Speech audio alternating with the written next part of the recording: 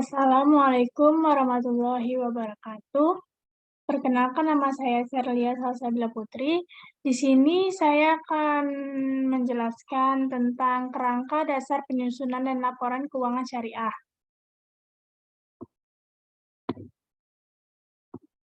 Baiklah, di sini ada materi-materi pokok yang akan saya jelaskan. Yang pertama, kerangka dasar penyusunan dan pengajian laporan keuangan daerah yang disusun berdasarkan PSAK. Kemudian konsep dasar akuntansi menurut AA, OIFI, dan pemikir Islam.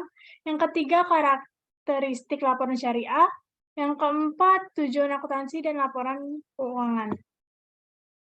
Baiklah, kita akan masuk ke materi pertama.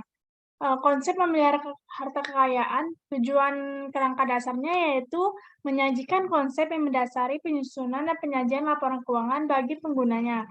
Kerangka ini berlaku untuk semua jenis transaksi syariah yang dilaporkan oleh entitas syariah maupun entitas konvensional, baik sektor publik maupun sektor swasta.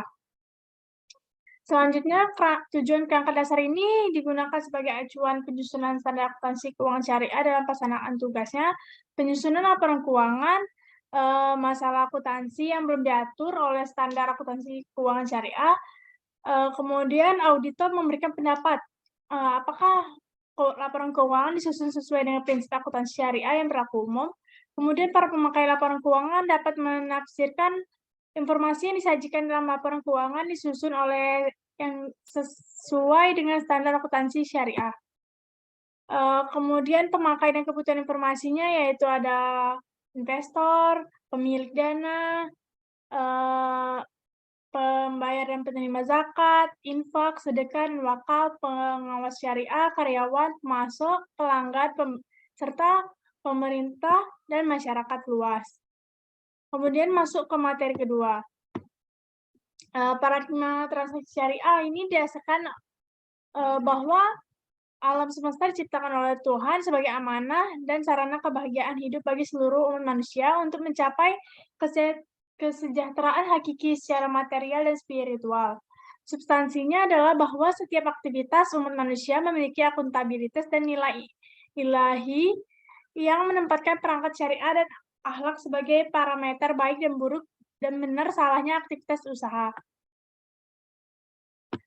Kemudian ada asas transaksi syariah. Yang pertama ada yang berdasarkan prinsip persaudaraan, keadilan, kemaslahatan, keseimbangan, universalisme.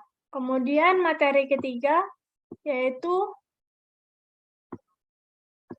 tujuan laporan keuangan, yaitu ada 4. Yang pertama, meningkatkan kepatuhan terhadap prinsip syariah dalam semua transaksi dan kegiatan usaha.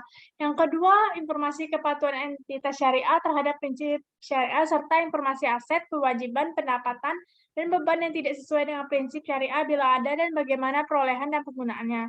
Kemudian informasi untuk membantu mengevaluasi pemenuhan tanggung jawab entitas syariah terhadap amanah dalam mengembangkan dana, menginvestasikannya pada tingkat keuntungan yang layak. Kemudian informasi mengenai tingkat keuntungan investasi diperoleh penanaman modal dan pemilik dana, serta informasi mengenai pemenuhan kewajiban fungsi sosial entitas syariah termasuk pengelolaan dan penyaluran zakat, infak, sedekah, dan wakaf. Kemudian bentuk laporan keuangan ada posisi keuangan entitas syariah, informasi kinerja entitas syariah, informasi perubahan posisi keuangan entitas syariah, informasi lain, serta catatan modul. Kemudian masuk ke materi keempat, yaitu ada unsur-unsur laporan keuangan. Yang ada karakteristiknya komponen laporan keuangan yang mencerminkan kegiatan komersial yang terdiri atas laporan posisi keuangan, laporan laba rugi, laporan arus kas, dan serta laporan perubahan ekuitas. Kemudian komponen laporan keuangan yang mencerminkan kegiatan sosial seperti zakat dan laporan sumber penggunaan dana yang lainnya. Kemudian komponen laporan keuangan lainnya mencerminkan kegiatan dan tanggung jawab khusus entitas syariah tersebut. Kemudian laporan keuangan syariah berdasarkan PSAK 101. Yang pertama, neraca, laporan laba rugi, laporan arus kas, laporan perubahan ekuitas, laporan perubahan dana investasi terikat, laporan rekonsiliasi pendapatan dan bagi hasil, laporan sumber dan penggunaan dana zakat, laporan sumber dan penggunaan dana kebijakan. Sekian presentasi dari saya. Lebih kurang saya minta maaf. Assalamualaikum warahmatullahi wabarakatuh.